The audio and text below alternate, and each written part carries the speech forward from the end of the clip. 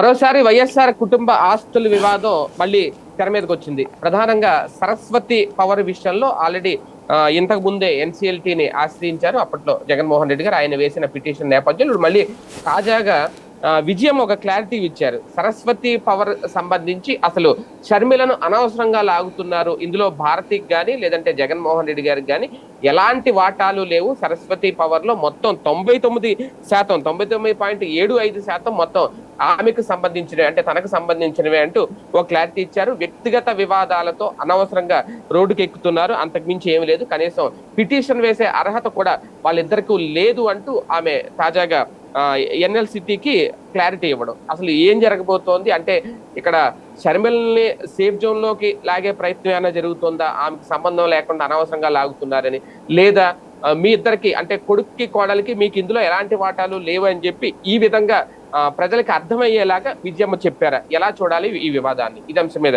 చర్చించే ప్రయత్నం చేద్దాం. సరే, ఇంతకు ముందు వచ్చింది దీని మీద, అప్పట్లో చర్చలు జరిగినాయి, తర్వాత షర్మిల మాట్లాడారు, జగన్ చెప్పాల్సింది చెప్పారు, విజయమ్మ కూడా దాని మీద అప్పుడు ఒక లేఖ రిలీజ్ చేశారు, అంతా అయిపోయింది అనుకున్నాం. మళ్ళీ ఇప్పుడు చెప్తున్న దాన్ని బట్టి చూస్తుంటే అసలు కంప్లీట్ గా జగన్ కి సంబంధం లేదు, భారతీ గారికి సంబంధం లేదు, అనవసరమైన వివాదాన్ని తెర మీద తీసుకొచ్చారా వ్యక్తిగత వివాదంతో, ఏంటి అసలు ఏం జరుగుతుంది? అప్పుడు కేసు విజయమ్మ గారి మీద పెట్టించుకుంటే సరిపోయేది కదా. సరస్వతి పవర్ మీద కేసు ఎవరి మీద పెట్టారు? జగన్ మీద పెట్టారు. ఎందుకు పెట్టారు?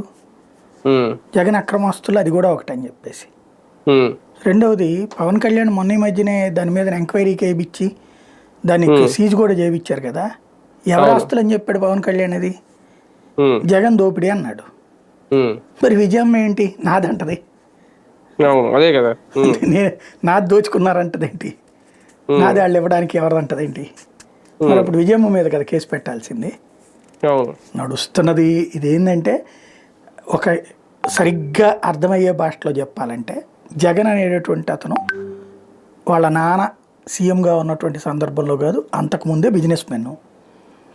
ఒకప్పుడు రాజశేఖర రెడ్డి ఏమనుకున్నాడంటే, రాజకీయాలలో బిడ్డలకు ఎంతవరకు అవకాశం ఉంటుందో తెలియదు, తను రాజకీయాల్లో బతకడానికి నానా తిప్పలు పడాల్సి వచ్చింది. ఎందుకని? డబ్బులు లేకపోవడం వల్ల ముఖ్యమంత్రి కాలేకపోయాడు. డబ్బు అనేది రాజకీయాల్లో ముఖ్యమని అతను గ్రహించాడు. ఎందుకంటే ఇవాళకి ఇవాళ చూడండి, ఓ రాజకీయ నాయకుడు ఇవాళ ఒక ఎమ్మెల్యే కనీసం 20-30 కోట్లు ఖర్చు పెట్టాల్సి వస్తుంది. ఏ విజయవాడ, గుంటూరు లాంటి చోట్ల 40 కోట్ల దాకా ఖర్చు పెట్టాలి. డబ్బులు జనానికి పంచడం ఇదంతా కలిపి 40 కోట్లు ఉట్టి ఎన్నికల ఖర్చు కాకుండా ఎమ్మెల్యే అయ్యాక 5 ఏళ్లలో కనీసం 10 కోట్లు ఖర్చు పెట్టాలి. ఎందుకని? ఎక్కడికైనా పోయాడు, అయ్యా నా కొంట్లో బాగోట్లేదు, అయ్యా ఒకడు వస్తాడు కార్యకర్త, అయ్యా మా ఆవిడ కొంట్లో బాగాలేదంటాడు, అయ్యా నా బిడ్డ బాగాలేదంటాడు. సర్లేవయ్యా అని ఇట్ట బుధం తడితే ఎట్ట కుదురుతి? ఇప్పుడు మన బంధువులు ఎవరన్నా అంటే కనుక అయ్యో పాపం అంటాం. ఎమ్మెల్యే అట్ట అంటే కనుక ఆడికి ఒళ్ళు కొవ్వెక్కింది అని తిడతారు. 10,000 అన్నా ఇవ్వాలా, 20,000 అన్న ఇవ్వాలి. అది ఇచ్చినా కూడా ఆందో, మాకు ₹1,00,000 అయితే ఆడు 20,000 ఇచ్చాడు ముట్టేసినట్టు నా కొడుకు అంటారు. ఏముంది సార్, అప్పుడు ఇప్పుడు ఇది అసందర్భం అనుకోండి, ఆ కేతిరెడ్డి గారు ఉన్నారు కదా అనంతపురం తాడిపత్రి, ఆయన చూసి పొద్దున్నే జోబులు ఇంత కట్టెట్టుకుని మొత్తం 2 జేబులు ఖాళీ చేసుకుని వచ్చేవాడు. ఆయన 2 జేబులో చేతులు పెట్టుకుని ఏమైంది ఇప్పుడు? ఆయన కూడా పక్కన కూర్చోబెట్టారు అంతే. కాబట్టి జనాలు అట్టగేమి లేదు, అంతా చేశాక నేస్తారు ఒకటి. మస్తాన్ కూడా అంతే ఉండేవాడు, గుంటూరు మస్తాన్ కూడా, ముస్తఫా అతను కూడా అంతే, చేతుల్లో డబ్బులు కట్టలు పెట్టుకుని తిరుగుతూ ఉండేవాడు. జ్వరం అంటేనేమో కింద జేబులోని తీసేస్తాడట, 1000 రూపాయలు మినిమం, 2,000, 3,000 అట్ట ఇచ్చేవాడు మినిమం. అట్లాగే చేసిన వాళ్ళందరూ ఏమైపోయారు? పోనీ చేస్తే ఓట్లేస్తారని నమ్మకం ఉందంటే లేదు, చేయకపోతే మాత్రం పెడతారు, చేయకపోతే గ్యారెంటీ ఇస్తారు. కాబట్టి ఏడాదికి 2 కోట్లు వేసుకుంటే 10 కోట్ల రూపాయలు, అంటే 40 + 10 50 కోట్ల రూపాయలు. ఇవాళ ఆ రోజుల్లో కనీసం 30 కోట్ల రూపాయలు. అంతంత డబ్బులు తగలేసుకునేటటువంటి సిచ్యువేషన్ లేక రాజశేఖర రెడ్డి, నాకు బాగా గుర్తు, విజయవాడ మేమే వార్త రాసాం, అప్పుడు ఎవరో చనిపోయినప్పుడు వచ్చాడు వాళ్ళ ఇంటి దగ్గరికి అనేసి, మామూలుగా పరామర్శించడానికి వచ్చాడు. అంటే చనిపోయింది, అంత్యక్రియలు అవన్నీ అయిపోయినాయి, వాళ్ళు ఆర్థికంగా బాగా దెబ్బతిన వాళ్ళని తెలిసి అతనికి కనీసం 50,000, ₹1,00,000 ఇవ్వాలనుకున్నాడు. అతని దగ్గర డబ్బులు లేదు.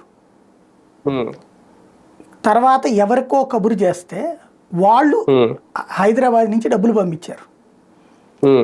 1.5 రోజు అక్కడే ఉండిపోయాడు. ఉండి ఆ డబ్బులు వచ్చాక వెళ్ళి ఇచ్చి వెళ్ళాడు. అంటే వీళ్ళకు ఒక అలవాటు ఉంది, అది కుటుంబ పరంగా మంచి, చాలా మంది వాళ్ళ కుటుంబానికి అభిమానం అంటే అదే కారణం.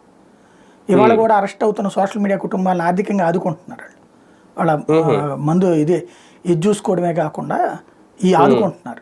ఈవెన్ ఇంతకుముందు రాజశేఖర రెడ్డి చనిపోయినప్పుడు చచ్చిపోయారు అన్నటువంటి వాళ్ళకి కూడా చాలా రోజుల పాటు చూసుకున్నారు వీళ్ళు, ఇంతనే ఆర్థిక సాయం చేస్తూ వచ్చారు. వాళ్ళు అది ప్రచారం చేసుకోరు.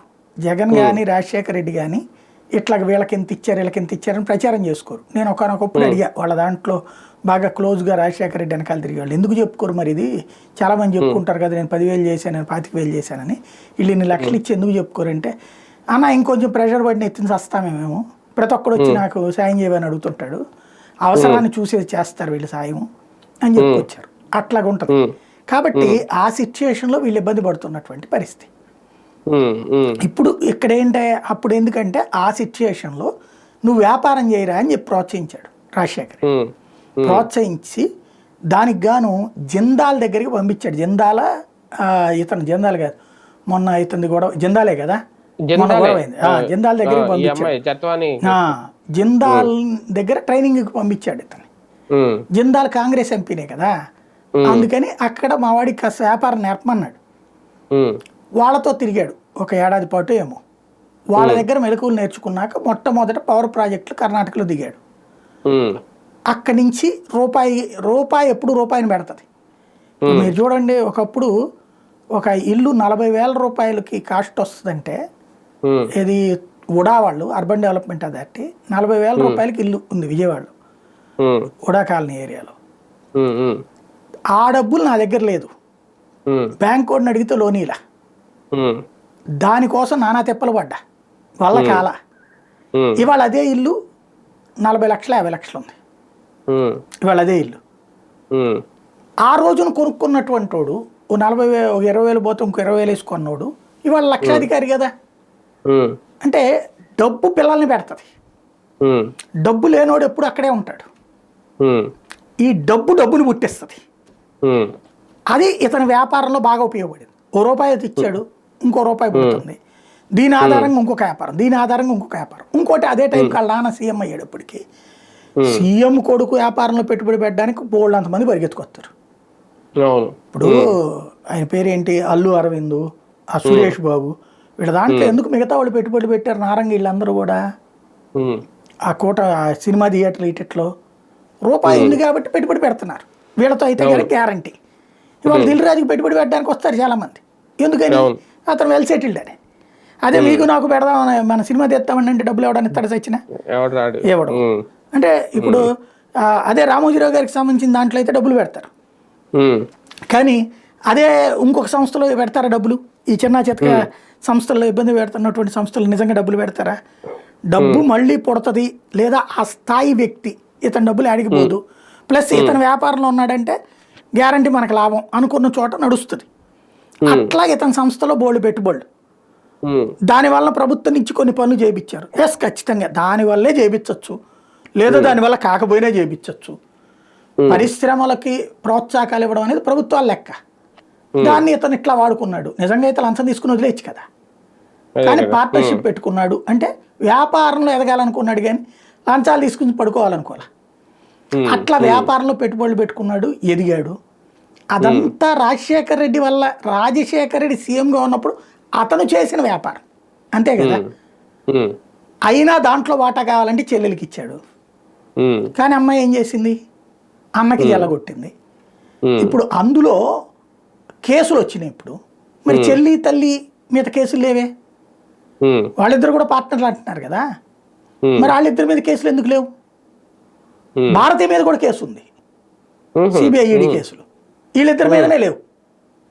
అంటే ఇందులోనేనా సరస్వతి పవర్ సంబంధించి? సరస్వతినే కాదు, అన్నిట్లలో జగన్కి సంబంధించిన మొత్తం వ్యాపారాల మీద కేసు పెట్టారండి. 11 సిబిఐ, 9 ఈడీ, టోటల్ 20 కేసులు ఉన్నాయి. ఈ 20 కేసులలో అన్నిట్లలో జగన్ నిందితుడు, 2, 3 కేసుల్లో భారతి నిందితురాలుగా ఉంది. మరి వీళ్ళు ఏమయ్యారు? మరి అప్పుడు ఎందుకు క్లెయిమ్ చేయలే? అంతా అయిపోయాక ఇప్పుడు ఈ గొడవ కూడా ఎందుకు వచ్చింది? సరస్వతి పవర్ది. మధ్యలో వీళ్ళు ప్రతి దాంట్లో కూడా కేసు కొట్టేయండి, దీనికి దానికి సంబంధం లేదంటూ కోర్టులో పిటిషన్లు వేస్తారు. అట్లా వేసినప్పుడు అటాచ్ అయిన సరస్వతి దాన్ని డిటాచ్ చేసింది కోర్టు, ట్రిబ్యునల్ డిటాచ్ చేసింది. విముక్తి చేసింది. వెంటనే ఈ జగన్ ఏం చేశాడు, అది తల్లి పేరుని రాశాడు, నీ దగ్గర అటు పెట్టు అని. ఎందుకంటే చెల్లెలకి ఇవ్వాలన్న ఆస్తి కిందన ఇది లెక్కేసుకో దగ్గర పెట్టుకో అని చెప్పాడు. లేదా నీకంటూ కొంత చేతిలో ఒక వనరు ఉండాలి పెట్టుకో అని చెప్పాడు. ఇది ఇచ్చిన కొద్ది రోజులకే మళ్ళీ ఈడీ పైకోర్టులో పైన అప్పీల్ చేసుకుని మళ్ళీ దాన్ని అటాచ్ చేసింది. ఈ లోపుగా ఈమె ఏం చేసేసింది, షర్మిలకి రాసేసింది.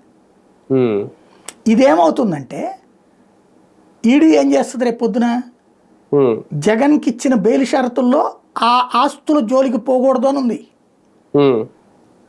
అటాచ్ అయింది. మధ్యలో గ్యాప్ వచ్చింది కాబట్టి అది డిటాచ్ అయింది కాబట్టి అతను చేసేసాడు. కానీ పైకోర్టు మళ్ళీ అది చేయమని. ఇక్కడ ఇరుక్కుపోయేదేవుడు, ఇది కనుక తేడా వస్తే మేము స్వాధీనం చేసుకున్న ఆస్తిని అతను అట్లాగా రాసేసాడు, ఇది వాళ్ళ కుటుంబమే, వాళ్ళ చెల్లె, వాళ్ళ తల్లే, వాళ్ళు కలిపి నాటకం ఆడుతున్నారంటది ఈడీ. బెయిల్ షరతు రద్దు కానీ, లేదా అప్పుడు రఘురామకృష్ణ చేసింది అదే కదా, బెయిల్ రద్దు చేయమనడానికి ఇదే కదా కారణం చూపెట్టింది.